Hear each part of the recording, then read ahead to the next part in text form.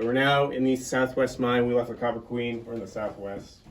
You probably saw a little junction over there. Of course, the Queen Tunnel continues a couple miles.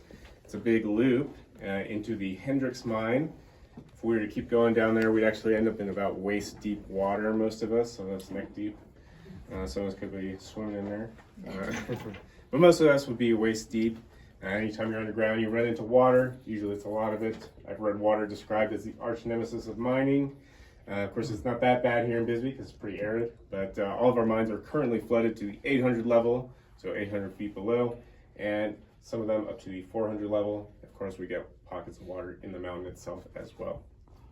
And then the other way, probably saw a couple of signs that said evacuation. That's our alternate route, so any good mine has two ways in and out, and we're no exception, even though we're not actively mining, but we always want two ways in and out. So if anything were to happen to Queen Tunnel, we can leave through the Copper Prince mine. Of course, we would end up on the side of Highway 80, so hopefully we don't have to take it today, because I don't really want to walk back. And then now we're in the southwest, crosscut number 3. These were being used, this crosscut anyways, was being used way back in 1910s, around 1910 or so. So this stuff is original. The rail is not original. It's in the original spot, but it's not original rail. And then that Verde chute over there is not original, it's display only. Bisbee used them, just not in the southwest because it's too old. And then in this box here, we got some copper ores. So there's a chunk of hematite. Any of the green you see is very likely to be malachite. And malachite is a copper mineral. Some of it can be up to 60% copper.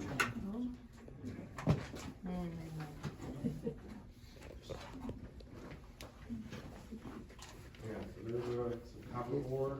This is what they're trying to pull out of the ground here. Fortunately, in Bisbee, it was pretty easy to get because we had a lot of high-grade ores. So what does it mean to have a high-grade ore? It means for any given amount of ore you mine out, if you crush it up and process it and refine it, and if 5% of it comes back as copper itself, then that's considered a rich ore body. It's a rich ore, just 5%. If you go up to Morenci, Arizona, with modern processing techniques, they have some low-grade ores at around 0.6 to 0.04% copper. If you were starting a mine today and you ran into copper that was 1%, you would be pretty happy about it, because that's pretty good by today's standards. But here in Bisbee, it was super high, kind of unbelievably high, at least right in the beginning. It was around 23%. So in marketing pamphlets to mining companies, they would write for every 4 pounds of ore you mined, you get a pound of copper back. And that was very appealing. And one of the reasons why our mine that we were just in was named the Copper Queen, it was once, when it was first claimed, called the Mercy. And then they found silver. It was originally a silver mine. They called it the Halcrow. But then they started running into a whole bunch of copper, and they decided to change it to Copper Queen, Queen of the Copper Camps. I definitely want to mine there, right?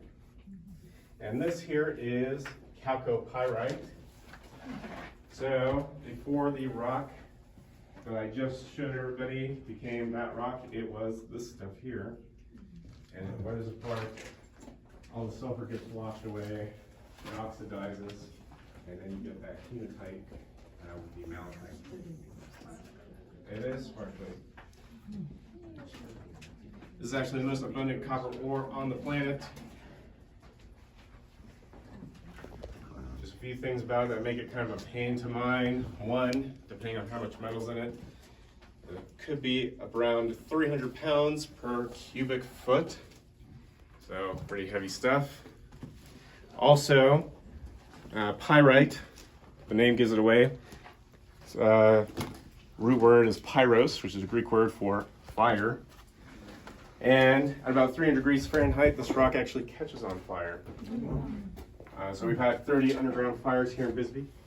Most of them were due to the rock being on fire, not the timber. Yeah. call this chalcopyrite. And so these things would have been tumbling out of these chute doors. Of course, it wouldn't be dry and dusty. It'd be a big sludge with a bunch of mud everywhere. And this is how you transport ore between levels. So you got all your levels in your mine. Well, only a few of them are for haulage. We call them main haulage routes. Most of the time, it's going to be the very bottom of your mine, that last level, or close to the last level. So that way you're just using gravity to feed all your rocks down to the very bottom, filter them all down, load them up onto ore cars, and wheel them over to the hoist, and the hoist pulls it out of the ground for you. Of course, after 1915, for level 3, any mine on level 3 here in this mountain, Queen Hill, they're just going to write it right out the front door. That's why they made the Queen Tunnel as a main haulage route. And so you need these chute doors to get them to those haulage routes. These chute doors are the real deal. Like I mentioned earlier, so behind here, about 6 feet, is an area called the pocket. It's more than twice the size of this tunnel. It's 15 by 15 feet.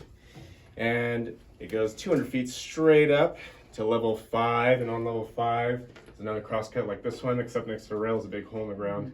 So they're going to collect ores from level 5, wheel it over the top of these chutes, dump them down, and then the next person who needs to load up these little 1-ton ore cars, which these chutes are designed for, you'll get a loading pole, or a cheater bar, excuse me. You get a cheater bar, because you cannot close this if you got hundreds of tons of rock behind there. So you need a bunch of levers, so you're going to get a cheater bar, stretches all the way across the drift, and then you carefully feather it open and shut to fill up your ore cars. So these are 1-ton ore cars, 800 pounds empty. You want to fill it up with 1,200 pounds of rock, so that way the whole thing is 2,000 pounds, which is a ton here in the US. And then before 1901, once you fill it up, you just push it. You start pushing it. That's called hand tramming. You're allowed to go about 500 feet, and then you got to dump it somewhere. I'm sure they went a little further than that sometimes. And the youngest hand tramming miner here in Bisbee was about 15 years old. Or that's what it was on paper anyway. I don't know. Yeah. But you had to be a pretty big 15-year-old to push this around all day. In 1901, we started using mules underground. First mule lowered in the Irish Mag shaft by the Calumet and Arizona Company. It was a huge success, and so we started using hundreds and hundreds of mules underground. They were actually the first train because they could pull 4 to 6 of these 1-ton cars. Yeah. And then 1908, we started bringing down electric motors. This one's from the 40s, but they haven't changed that much. Powered by an Edison battery, so they only last about 4 hours before you got to charge them again. And they could pull 10 of these 1-ton ore cars, but the main movers are going to be trolley motors. They're hooked up to this bare copper wire with 240 volts going through it. You're in the center of all these wet drifts. Yet another danger you got to be aware of. And those trolley motors, at least the big ones anyway, could pull 20 3-ton ore cars, so 3 times this volume. A big long train, and while fully loaded with 60 plus tons of ore, they can go about 30 miles an hour. So that's when we're really moving ore around, is with those big trolley motors. Any questions? All right, we got more to see. So we're gonna take a quick look